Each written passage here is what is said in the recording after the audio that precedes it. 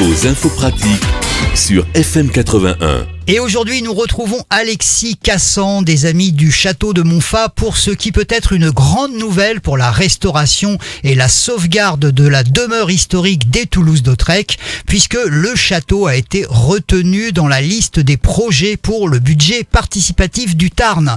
Bonjour Alexis, expliquez-nous un peu ce budget participatif. Eh bien bonjour à tous. Oui, effectivement, on a été retenu et alors on tient à remercier d'abord le conseil du département du Tarn et surtout impulsé par Christophe Ramon, son président, qui a mis à disposition une enveloppe de 2 millions d'euros effectivement pour mettre en place ce budget participatif et qui sera réinvesti pour la réalisation de projets directement proposés par les Tarnais. C'est-à-dire que c'est les Tarnais qui ont proposé, donc des particuliers ou des associations comme nous, qui ont proposé les projets et donc les Tarnais vont pouvoir voter. Alors tous les Tarnais donc qui peuvent justifier d'un domicile dans le Tarn, qui sont âgés d'au moins 16 ans.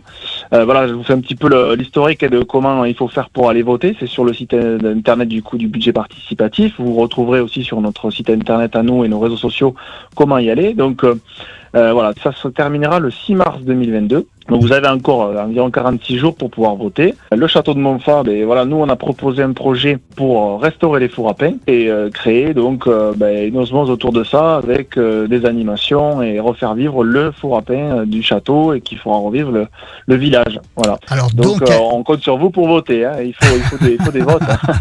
On va y aller Alexis. On va y aller, mais justement. Donc on reprend un peu. Donc il y a 1 million d'euros qui vont être attribués à différentes associations. Il y a différents projets qui sont proposés, il faut voter et puis si on est retenu, on reçoit une enveloppe, c'est ça ? Ça, on reçoit une enveloppe. Nous, par exemple, notre budget c'est 16 000 euros pour reconstruire les fours à pain et on aura 80% de la somme qui sera reversée par le département si on est bien sûr retenu. Et il faut savoir une chose aussi, c'est au niveau des votes, c'est un peu particulier. Alors c'est la première année que c'est mis en place, mais il faut voter pour 3 projets minimum.